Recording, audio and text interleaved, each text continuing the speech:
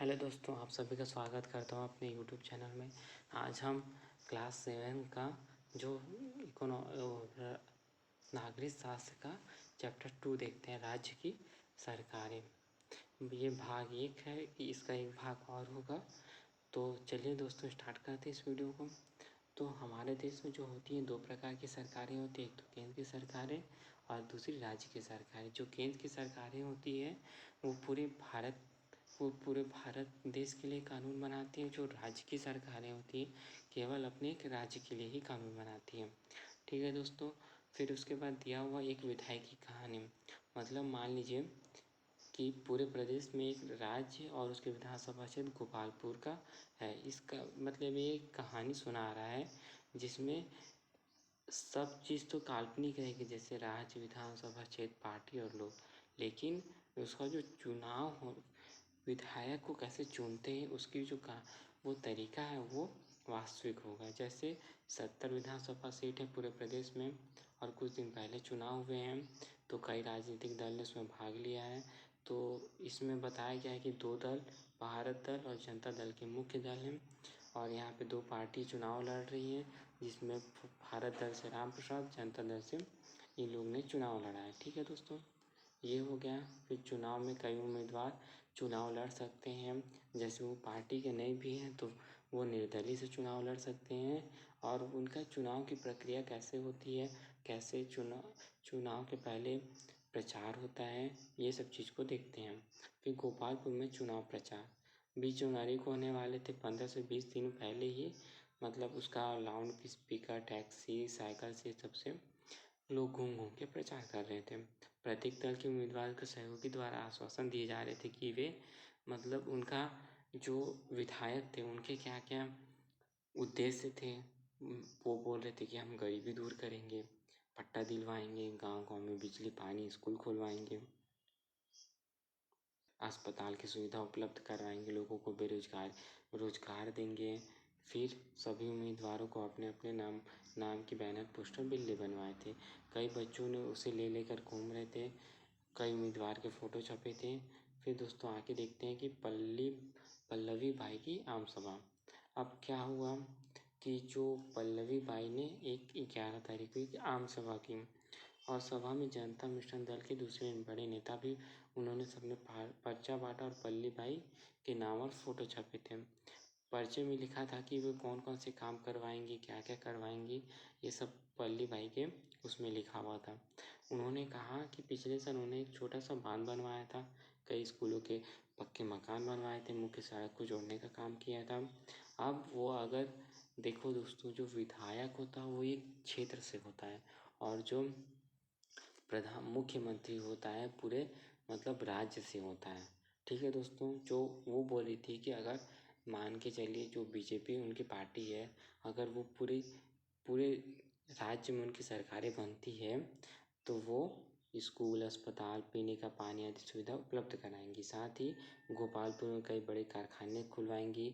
कारखाने खुलेंगे तो लोगों को रोजगार प्राप्त हो गया। ये सब उन्होंने अपने पर्चे में लिखवाया था। पल्लवी बाई के भाषण के बाद आम सभा समाप्त हो गई। अब क्या हुआ कि जब उनकी आम सभा समाप्त हो गई तो चाय की दुकान पे लोगों ने चर्चा करना शुरू कर दिया कि इस बार कौन जीतेगा, भारत दल जीतेगा कि दूसरी पार्टी आएगी कि कौन पार्टी आएगी। ये सब चीज़ के बारे में उन्होंने चर्चा करना शुरू कर दिया। फिर उसके बाद आगे क्या होता है, सभी ने अपने अपने हिसाब से बताया कि ऐसा हुआ है, ये जीतेंगी, वो जीतेंगी।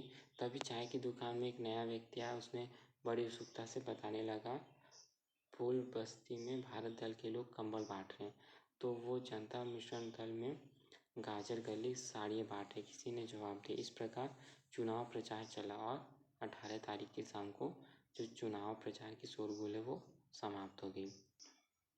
फिर उसके बाद देखते हैं हम विधानसभा क्षेत्र। विधानसभा क्षेत्र क्या क्या होता है दोस्तों, हमने 6 क्लास में पढ़ा है कि ग्राम पंचायत के चुनाव में हर ग्राम पंचायत में कई वार्डों में बटा होता है। हर वार्ड में एक पंच होता है, पंच का चुनाव होता है और उसमें मतलब 50 पंच के चुनाव, पंचायत के चुनाव में 50 से 100 या 200 मतदाता होते हैं, परंतु एक विधानसभा क्षेत्र में 1 लाख या उससे अधिक भी मतदाता हो सकते हैं। ये कई गांव या कस्बे का क्षेत्र होता है। बड़े बड़े शहरों में कई किलोमीटर तक फैला होता है, उसमें कई लाख लोग रहते हैं। बड़े शहरों में एक से अधिक विधानसभा क्षेत्र भी होते हैं, जैसे रायपुर में 4 विधानसभा क्षेत्र हैं। हमारा जो विधानसभा क्षेत्र है वो प्रेमनगर विधानसभा क्षेत्र में आता है। छत्तीसगढ़ में कितने टोटल सीट हैं दोस्तों? 90 विधानसभा क्षेत्र हैं। अगर 90 में से 50% से अधिक अगर किसी दल को मिलता है तो वो उसकी राज्य में सरकारें बन जाएगी। फिर उस जितने मतलब 50 लोग जीते और 50 लोग ही अपने में से निर्णय करेंगे कि कौन मुख्यमंत्री बनेगा। फिर वो उन दल का नेता बन जाएगा। फिर उसमें से मंत्रिमंडल बनेंगे, 10-12 मंत्रिमंडल बनेंगे। फिर वे सब कामकाज को देखेंगे। फिर हमारे देश में जिन तरीके से केंद्र और राज्य की सरकारें बनाएं उसे प्रतिनिधि सरकार कहते हैं। हर राज्य में इतने सारे लोग वे सब एक जगह मिलकर कानून नहीं बना सकते, इसलिए कोई ज़रूरी निर्णय ले सकते हैं। तब लोगों को सरकार के कामकाज में शामिल करने के लिए कई तरीका सोचा गया कि लोग अपने अपने क्षेत्र में अपना प्रतिनिधि चुने। जैसे यहाँ पे हम अपने अपने जगह में ले रहे हैं, वहाँ हम अपना अपना प्रतिनिधि चुने और फिर उसको हम अपनी समस्या बताएं कि हमारे जगह में कुआं नहीं है, पीने का पानी नहीं है, सड़क की स्थिति खराब है। तो वो क्या करेगा, वो राज्य को बताएगा। फिर यहाँ पे अलग अलग फिर वहाँ से मतलब आदेश आएगा तो फिर यहाँ पे बनना चालू हो जाएगा। फिर राज्य के अलग अलग विधानसभा क्षेत्र के लोग प्रतिनिधि विधायक होते हैं। उनकी यह जिम्मेदारी होती है कि वे अपने क्षेत्रों के लोग की राय जाने, लोगों की समस्या सुने और उनको दूर करने का उपाय करें। फिर राजनीतिक दल। अब दोस्तों बताया गया राजनीतिक सरकार बनने और शासन के कामकाज पर असर डालने के लिए लोग खास तरह के संगठन बनाते हैं, जिसे राजनीतिक दल कहते हैं। मतलब जैसे यहाँ पे कई सारे राजनीतिक दल हैं, वे चुनाव में भाग लेते हैं। आमतौर पर ऐसे लोग का समूह होता है, वो एक ही तरह के विचारों को मानते हैं। ये दल लोगों के जीवन से जुड़ी समस्याओं को हल करने का उपाय करते हैं। फिर उदाहरण के लिए किसी राजनीतिक दल का यह विचार हो सकता है कि देश में गरीबी व बेरोजगारी की समस्या है, इसलिए खाने कमाने के लिए रोजगार के अवसर नहीं है और ज़मीन जैसे साधन सबके पास उपलब्ध नहीं है। तो किसी अन्य राजनीतिक दल का यह विचार होता है कि जनसंख्या बढ़ाने के कारण देश में गरीबी, बेरोजगारी ये सब की समस्या हो रही है। हर राजनीतिक दल का अलग अलग उद्देश्य होता है, वो अलग अलग प्रकार से चुनाव जीतने का तरीका अपनाती है। जैसे हर एक राजनीतिक दल का चुनाव चिन्ह और झंडा होता है, जिससे उस दल की पहचान होती है। छत्तीसगढ़ में इतने सारे राजनीतिक दल को मान्यता प्राप्त है, जैसे भारतीय जनता कांग्रेस, भारतीय राष्ट्रीय कांग्रेस, बहुजन समाज पार्टी, समाजवादी, भारतीय कम्युनिस्ट पार्टी, मार्क्सवादी। ये इसके अलावा भी कई सारे राजनीतिक दल हैं। फिर उसके बाद विधानसभा या दूसरे चुनाव में अलग अलग राजनीतिक दल के लोग चुनाव लड़ते हैं। ये दल हर चुनाव के क्षेत्र में अपने उम्मीदवार खड़े करते हैं। उम्मीदवार या चुनाव प्रत्याशी उस व्यक्ति को कहते हैं जो चुनाव में खड़ा होता है, जिस पे वोट डाले जाते हैं। कोई व्यक्ति किसी दल का नहीं होता है फिर भी वह चुनाव लड़ सकता है, वह स्वतंत्र रूप से चुनाव में खड़ा हो सकता है। ऐसे उम्मीदवार को क्या कहते हैं? निर्दलीय कहते हैं। चुनाव लड़ने के लिए कम से कम 25 वर्ष होने चाहिए, भारत का नागरिक होना चाहिए। मतलब वे सभी लोग जिनकी आयु 18 वर्ष से पूर्ण हो गई है वो चुनाव में वोट डाल सकते हैं। फिर गोपालपुर में मतदाता, मतलब ये सब गोपालपुर के जो मतदाता हो रही थी उसके बारे में बताया गया है कि वहाँ पे इस टाइप के मतदाता हो रही थी। सबसे पहले लोग लंबी लंबी कतारें लगाते हैं, फिर उसके बाद वहाँ पे अपना सूची में नाम देखते हैं, फिर वो पर्ची लेके जाते हैं मशीन के पास, फिर वहाँ पे वोट डालते। फिर उनके नाखून में एक अमिट स्याही लगाया जाता है और हस्ताक्षर करवाया जाता है। ये सब चीज़ काम करवाया जाता है दोस्तों। फिर दोस्तों कभी कभी ऐसा भी होता है कि मैं किसी के नाम का कोई और व्यक्ति वोट डालते हो, तो इसकी हम शिकायत फिर करते हैं।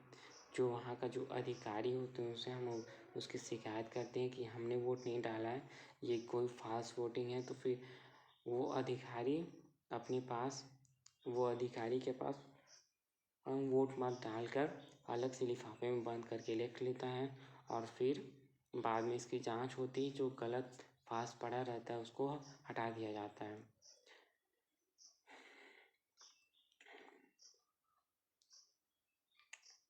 फिर वोटों की गिनती शुरू होती है। जैसे 70 विधानसभा क्षेत्र है तो वोटों की थोड़ी थोड़ी देर बाद खबर आती है कि किस विधानसभा क्षेत्र से कौन कौन उम्मीदवार ने कितने कितने वोट पाए हैं। सब काम काज छोड़ के टीवी के सामने बैठ जाते हैं। दल का उम्मीदवार आगे होता होता सब पटाखे फोड़ते जाते हैं। फिर ये सब चुनाव के बारे में दोस्तों बताया गया है कि इतने इतने चुनाव पड़े, इतने इतने चुनाव हुए, पल्ली बाई को इतना मिला, उसको इतना मिला, तो पल्ली बाई जो होके जीत गई। फिर उसके बाद ऐसे ऐसे करके हर विधानसभा क्षेत्र का निकाला जाता है। तो इसमें क्या हुआ, जनता कांग्रेस को 38 सीट मिले, भारत दल को 28, अन्य दल को 3 और निर्दलीय को 1 वोट मिले। तो दोस्तों ये जो 38 सीटें हैं इसी की सरकार बनेगी। इसी के जो मुख्यमंत्री होंगे, मुख्यमंत्री वो इसी सरकार के बनेंगे।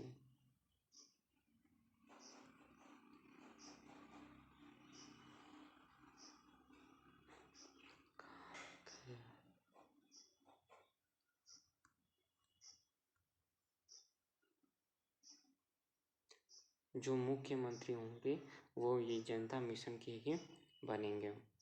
आगे देखते हैं दोस्तों।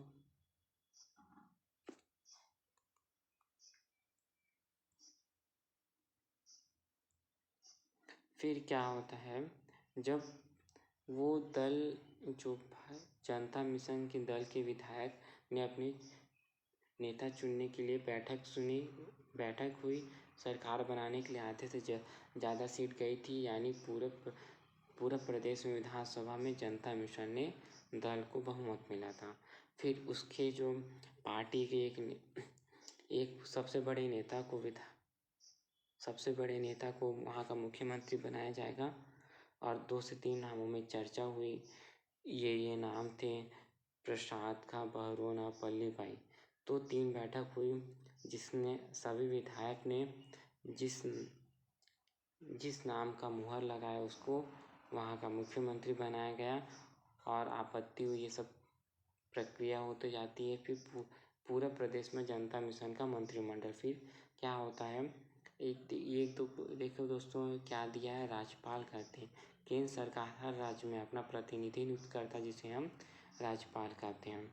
पल्ली बाई पूरे प्रदेश में राज्यपाल से मिलकर बताया कि उन्होंने आधे से अधिक वोट जीते हैं, सीट मिली है और जनता मिशन दल के विधायक ने अपने नेता चुने, इसलिए उनको सरकार बनाने के लिए बुलाया जाए।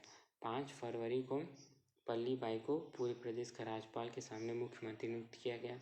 12 विधायकों के साथ मंत्रिमंडल की शपथ ली। इस तरह पूरा प्रदेश ने जनता मिशन दल का मंत्रिमंडल बन गया। फिर आगे देखते हैं दोस्तों, अब क्या हो गया, मुख्यमंत्री बन गया। पूरा प्रदेश राज्य के चुनाव परिणाम की तालिका देखी। इस चुनाव मिशन में 38 सीटें मिली और पूरे प्रदेश विधानसभा में 70 सीटों में आधे से अधिक। किसी राज्य में विधानसभा के चुनाव के लिए जिस दल को आधे से अधिक सीटें मिली वो बहुमत दल कहते हैं। जैसे हिमाचल प्रदेश में 68 सीटें थी, 35 सीटें होगी, वह दल बहुमत दल कहलाएगा। या एक दल के पास सरकार बनाने के लिए आधे से अधिक सीटें ना हुई तो वह कई दल आपस में मिल जाते हैं। देखिए दोस्तों, जैसे 70 सीटें में किसी को 20 मिला, किसी को 30 मिला, तो ये क्या करेंगे, ये दोनों आपस में मिल के सरकार बना लेंगे। जिस तरह पूरा प्रदेश में जनता मिशन के विधायक ने पल्ली बाई को अपने विधायक चुना, उसी तरह किसी भी राज्य में आधे से अधिक सीट जीतने वाले दल को अपने विधायक दल नेता चुने जाते हैं, जिसे राज्यपाल मुख्यमंत्री की ओर शपथ दिलाता है।